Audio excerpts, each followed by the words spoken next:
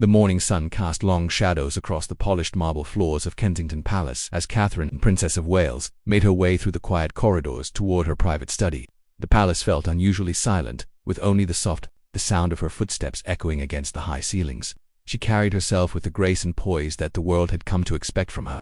But beneath the surface, a storm of emotions was brewing that would soon change everything. Catherine had always been an early riser, finding peace in the quiet hours before the rest of the household awakened. This morning was different, though.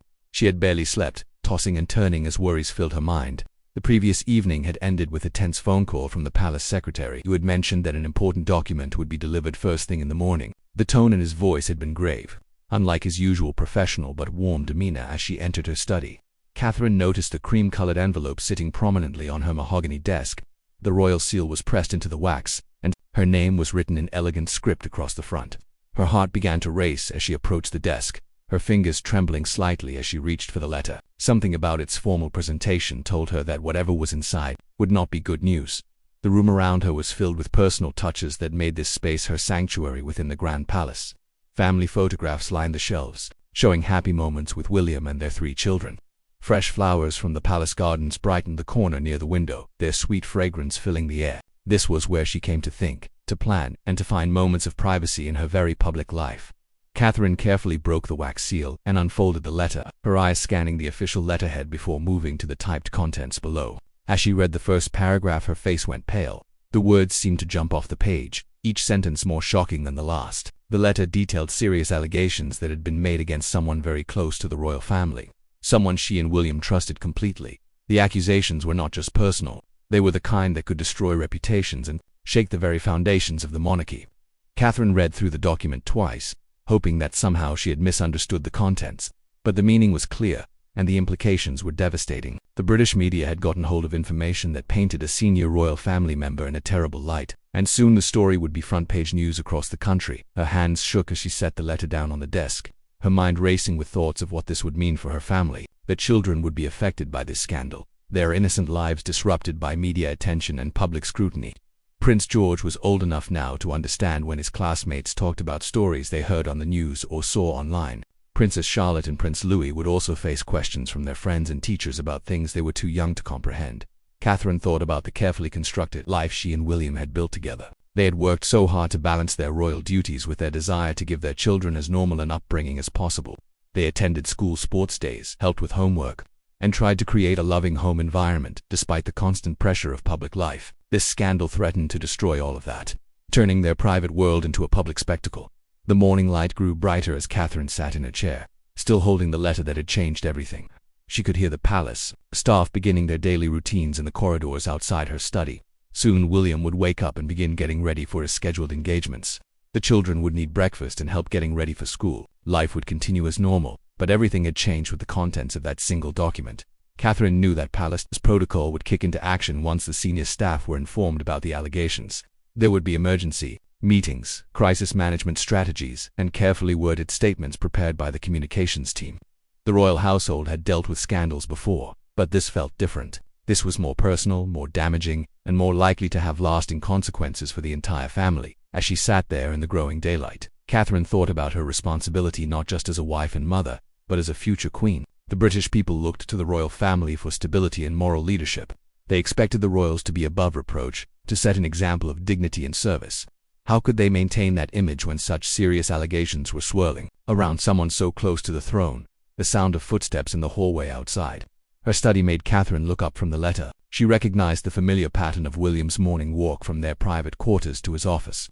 In just a few moments, he would discover what had happened, and together they would have to decide how to handle this crisis. The decisions they made in the coming hours and days would affect not just their own lives, but the future of the monarchy itself. Catherine carefully folded the letter and placed it back in its envelope. She knew that once William read its contents, there would be no going back to the peaceful life they had known. The storm was coming, and they would have to weather it together, protecting their children while fulfilling their duty to the crown and the British people. The silent struggle that had begun with that morning letter would soon become a very public battle for the soul of the royal family. William stepped into Catherine's study 20 minutes later, his morning routine interrupted by an urgent message from his private secretary.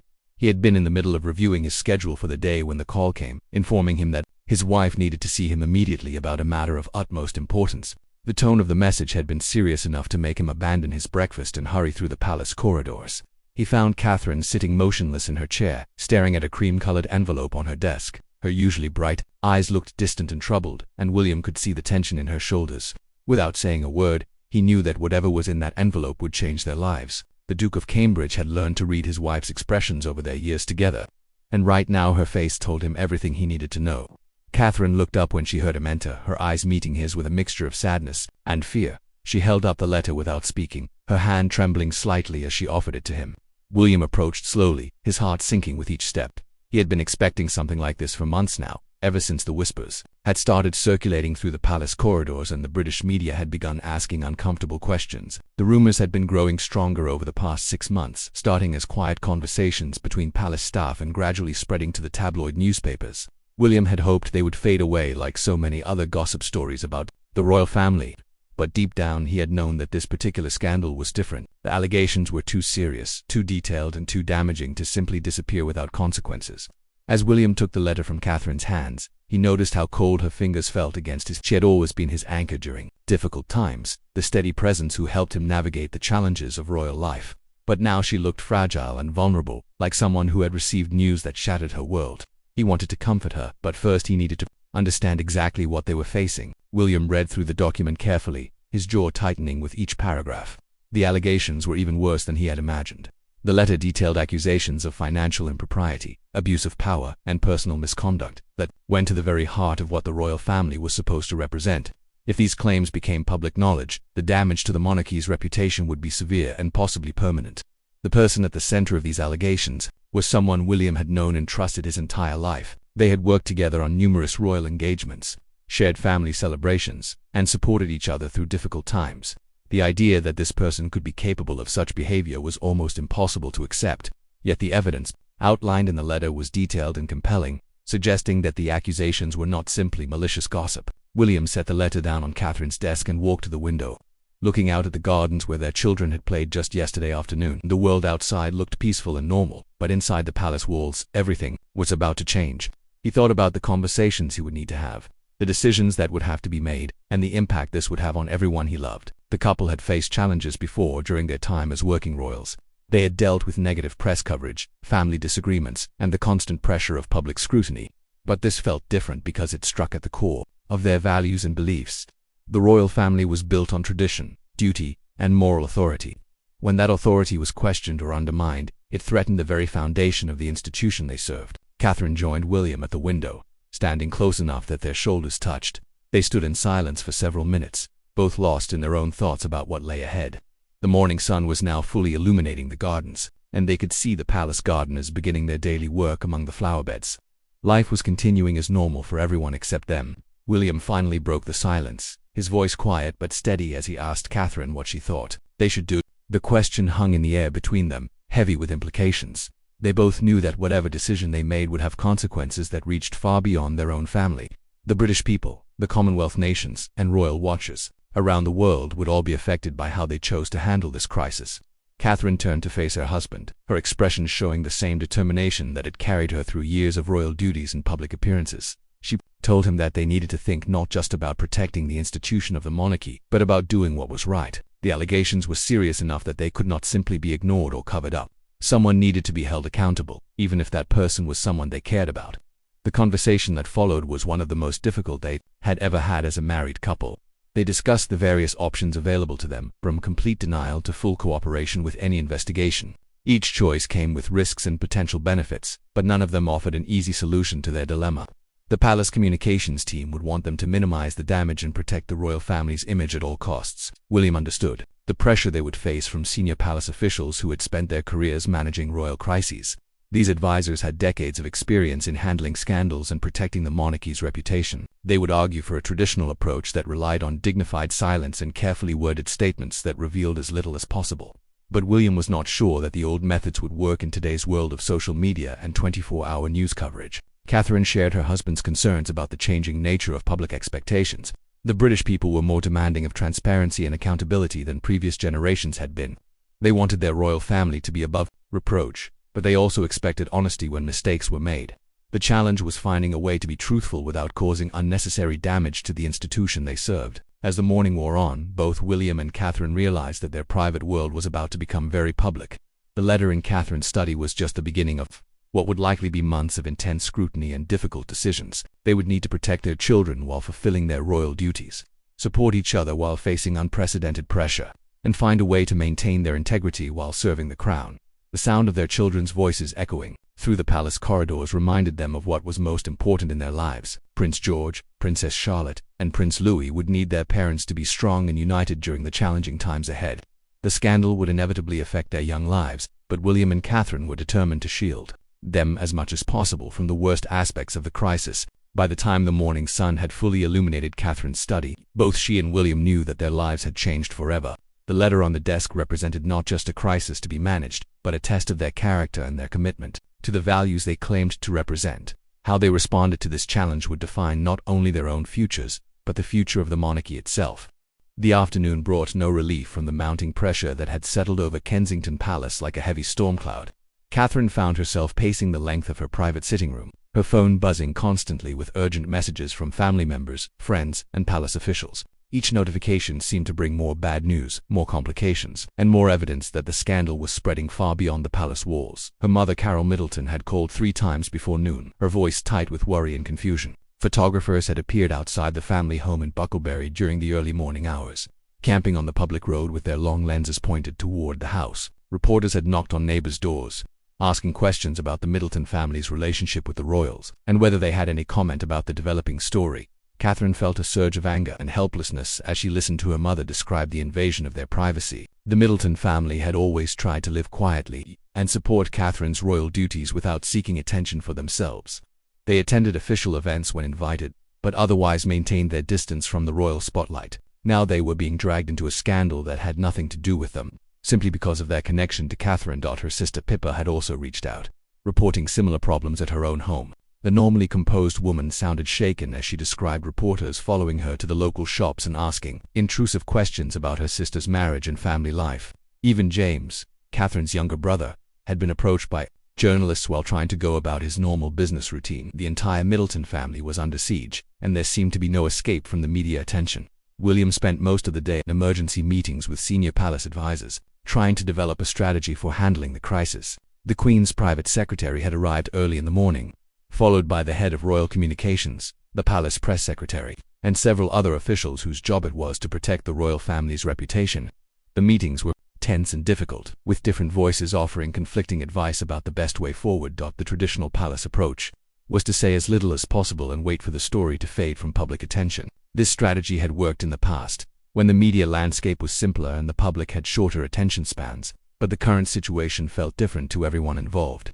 The allegations were too serious, the evidence too compelling, and the media coverage too intense for the old methods to be effective.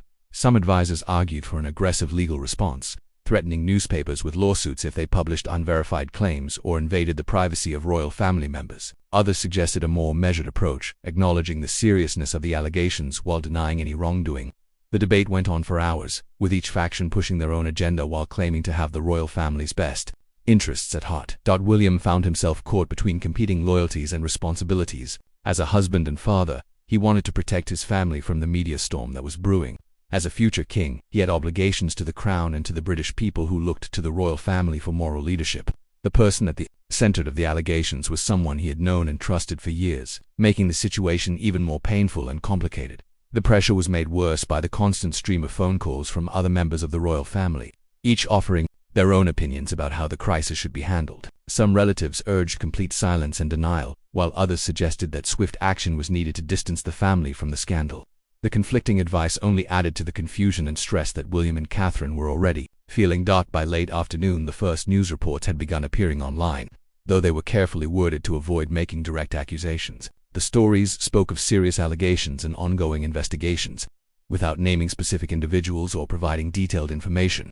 But anyone familiar with the royal family could read between the lines and understand what was being implied. Catherine watched the news coverage from her sitting room, feeling sick to her stomach as she saw reporters standing outside the palace gates, speaking to cameras about the developing royal scandal. The stories were still vague and cautious, but she knew that it was only a matter of time before more details emerged. The British tabloids were famous for their aggressive pursuit of royal stories, and they would not be satisfied with the limited information currently available.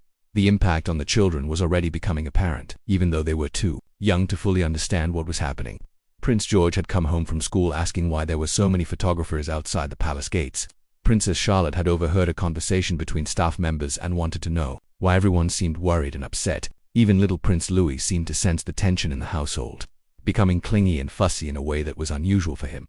Catherine's heart broke as she tried to reassure her children, while dealing with her own fears and uncertainties. She had always been determined to give them as normal a childhood as possible, despite their royal status. But now their innocent world was being invaded by adult problems that they were far too young to comprehend. The photographers and reporters outside their home were a constant reminder that their family was under siege.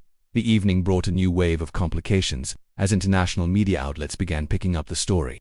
News organizations in the United States, Canada, Australia, and other Commonwealth countries started reporting on the royal crisis that was developing in Britain. The story was spreading around the world, turning what had started as a domestic scandal into an international embarrassment for the British monarchy. William returned to their private quarters that evening looking exhausted and frustrated. The day of meetings had produced no clear consensus about how to proceed, and the pressure was mounting from all sides. Senior royals wanted decisive action, palace advisors offered conflicting strategies, and the media was demanding answers. That the family was not ready to provide. Catherine could see the toll that the crisis was taking on her husband. William had always taken his royal responsibilities seriously, understanding that his actions and decisions affected not just his own family but the entire institution of the monarchy. The current situation was testing him in ways that nothing in his life had prepared him for, forcing him to make choices that would have lasting consequences for everyone he loved.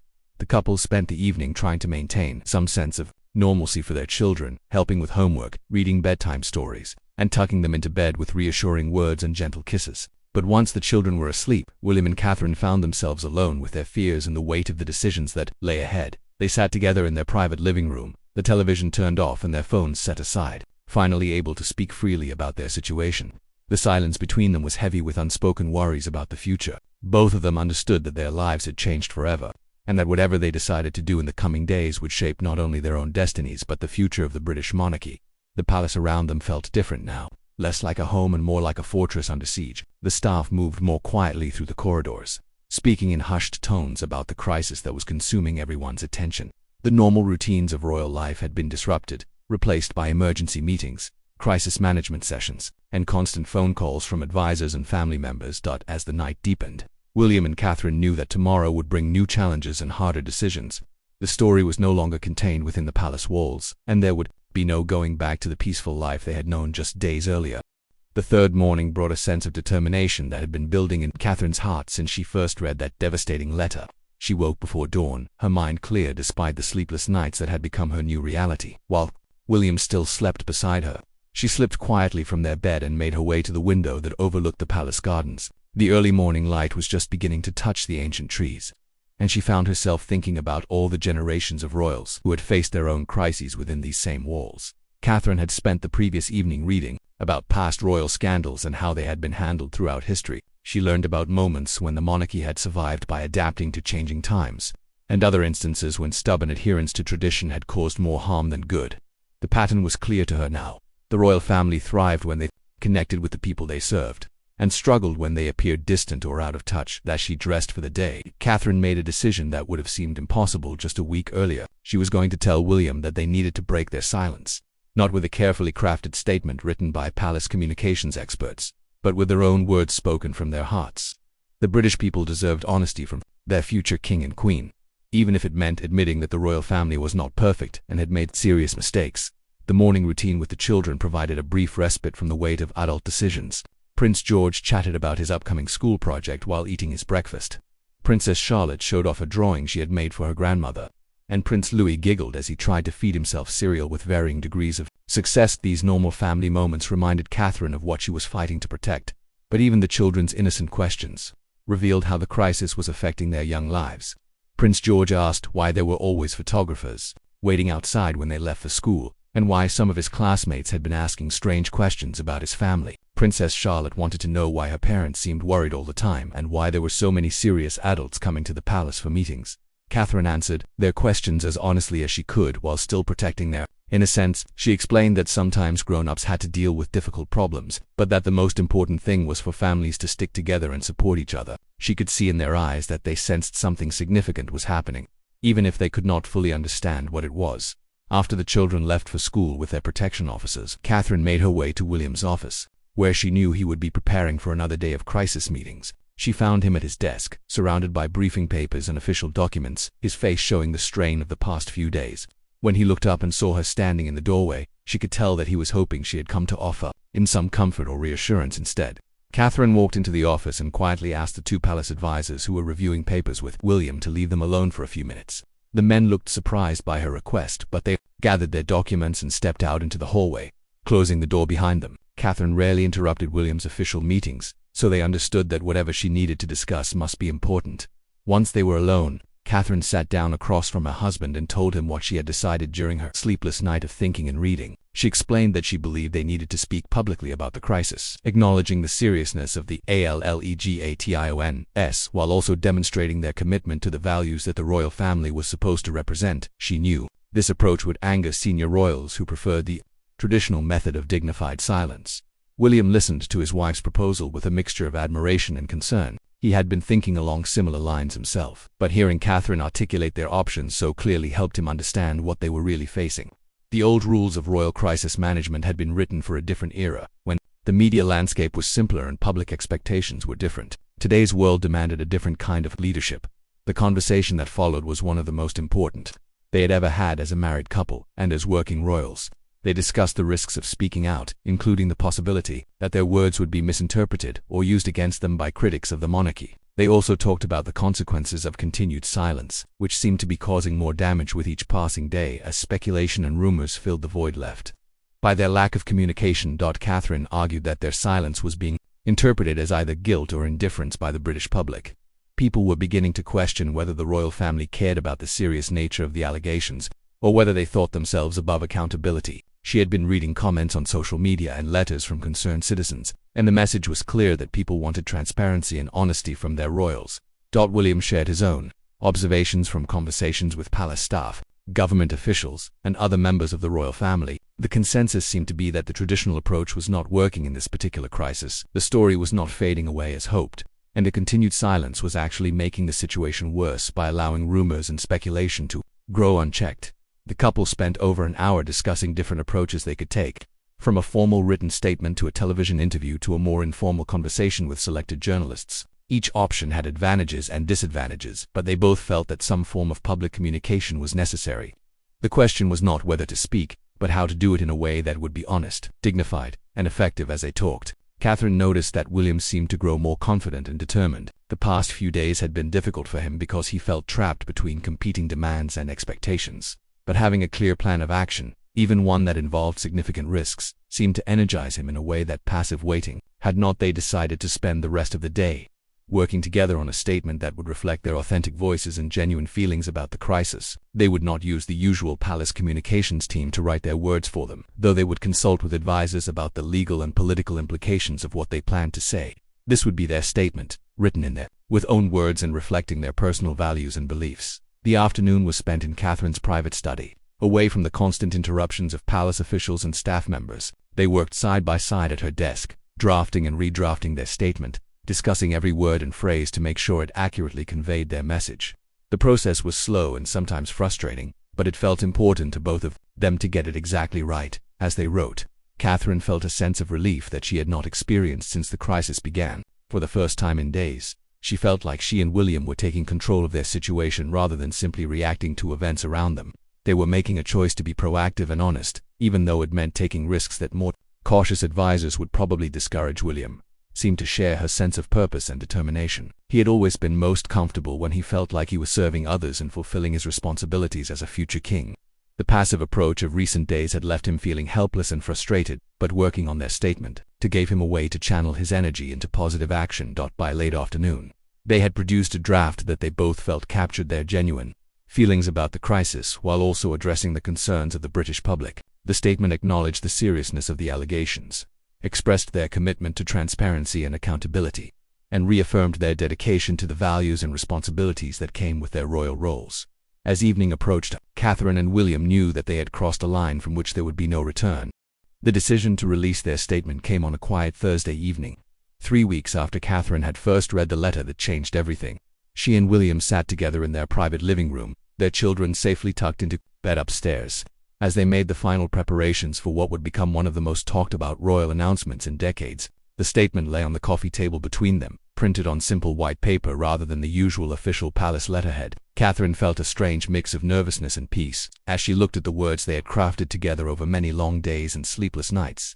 Every sentence had been discussed, every phrase carefully chosen to reflect their genuine feelings while still maintaining the dignity expected of their royal positions. This was not the polished, emotionally distant language that usually came from palace communications, but something more personal and human. William picked up his phone to make the call that would set everything in motion. They had decided to bypass the usual palace press office and send their statement directly to a trusted journalist who had covered the royal family fairly for many years. This approach would ensure that their words reached the public exactly as they had written them, without being filtered through multiple layers of palace bureaucracy. The journalist who received the late evening call was surprised to hear directly from the Duke of Cambridge, but she quickly understood the significance of what was happening. William explained that he and Catherine had prepared a personal statement about the recent allegations and wanted it published in the morning edition of her newspaper. He emphasized that this was not an official palace communication, but a personal message from them as individuals. As William spoke on the phone, Catherine walked to the window and looked out at the palace gardens that had become so familiar to her over the years of living at Kensington Palace. Tomorrow morning, those same gardens would probably be filled with photographers and reporters eager to capture any reaction to their statement. The peaceful sanctuary that had been their home would once again become the center of media attention. The statement they had written was unlike anything the royal family had ever released before. It began with a simple acknowledgement that they understood the concerns that had been raised about recent allegations involving someone close to the royal family. Instead of denying everything or hiding behind legal language, they admitted that the situation was serious and deserved careful attention from everyone involved. Catherine had insisted on including a paragraph about their responsibility as parents and as public figures to set a good example for others. She wanted people to understand that she and William took their roles seriously, not just as members of the royal family but as human beings who were trying to do the right thing in a difficult situation. This personal touch made the statement feel more authentic and relatable than typical royal communications. The statement also addressed the impact that the crisis had on their children and extended family members who had been dragged into the media spotlight through no fault of their own. William had written this section himself, drawing on his own experiences growing up in the public eye and his determination to protect his children from unnecessary scrutiny. He wanted the British people to understand that royal scandals affected real families with real feelings. Perhaps most importantly, the statement included their commitment to supporting any proper investigation into the allegations and to being transparent about the results. This was the part that had caused the most debate between Catherine and William, as they knew it would anger other members of the royal family who preferred to handle such matters privately. But they both felt that public accountability was necessary in this situation. The final paragraph of their statement was Catherine's contribution, written from her heart as a mother and as someone who had married into the royal family from the outside. She spoke about the values that she and William were trying to instill in their children, including honesty, compassion, and taking responsibility for one's actions. She wanted people to know that these were not just empty words, but principles that guided their daily lives. After William finished his phone conversation with the journalist, he and Catherine spent a few minutes in silence, both understanding that their lives would be forever changed once their statement became public. They had chosen to speak their truth rather than hide behind palace protocols. But they could not predict how the British people or the rest of the royal family would react to their decision. The next morning arrived with an intensity that neither Catherine nor William had fully anticipated. Their statement was the lead story in every British newspaper, with headlines ranging from supportive to critical to simply shocked. Some publications praised their honesty and courage, while others questioned whether they had gone too far in breaking with royal tradition. The reaction was immediate and intense. Catherine woke to find her phone filled with messages from friends, family members, and colleagues expressing everything from admiration to concern to outright criticism. Her mother called early in the morning, her voice filled with worry about how the public statement might affect Catherine and the children. Other family members were less supportive, questioning whether Catherine and William had thought through the consequences of their actions. The palace staff were clearly divided in their reactions to the statement. Some longtime employees seemed shocked that the Duke and Duchess had chosen to speak so openly about such a sensitive matter. Others appeared relieved that finally someone was addressing the crisis directly, rather than pretending it did not exist. The atmosphere in the palace corridors was tense and uncertain as everyone waited to see what would happen next. William spent the morning fielding phone calls from other members of the royal family, including some very senior royals who were not pleased with the statement. These conversations were difficult and sometimes heated, as traditional palace advisors argued that Catherine and William had made a serious mistake by abandoning the time-tested approach of dignified silence. But William stood firm in defending their decision. The media reaction was intense but mixed, which was exactly what Catherine and William had expected. Some commentators praised them for showing leadership and taking responsibility, while others criticized them for washing the royal family's dirty laundry in public. Television news programs spent hours analyzing every word of their statement, with experts offering different interpretations of what it all meant. Most importantly, the public reaction seemed to be largely positive. Letters and emails poured into Kensington Palace from ordinary British citizens expressing support for Catherine and William's honesty and courage. Many people wrote that they appreciated finally hearing the royal family speak like real human beings rather than distant figures protected by palace protocol. Social media was filled with comments praising their authenticity. As the day progressed, Catherine felt a sense of relief that she had not experienced since the crisis began. While she knew that difficult challenges still lay ahead, she was proud that she and William had chosen to face them with honesty and integrity rather than hiding behind tradition and protocol. They had spoken their truth, and now they would have to live with the consequences of that choice. The evening news programs featured extended coverage of their statement, with reporters analyzing its implications for the future of the monarchy. Some experts suggested that Catherine and William had set a new standard for royal communication that would be difficult for other family members to ignore. Others worried that they had damaged the mystique and dignity that had traditionally protected the royal family from public criticism. That night, as Catherine and William tucked their children into bed, they felt that they had protected what mattered most to them while also fulfilling their duty to the British people. The crisis was far from over, but they had faced it together with courage and honesty. Their silent struggle had finally found its voice, and the world had listened to what they had to say. Kate and William's silent royal statement. Complete story document version to #Kate and William's silent royal statement. Complete story. All 5 parts. I've completed all 5 parts of Kate and William's story, each containing approximately 1,400 words as requested. The narrative follows their journey from the initial crisis through their final decision to break royal protocol and speak publicly. Each part maintains engagement through emotional depth, family dynamics, and the high stakes of royal responsibility, all written in simple, accessible English without complex punctuation or headings. The story arc shows their evolution from shock and silence to courage and authentic communication, capturing both their personal struggles as parents and their public duties as future monarchs.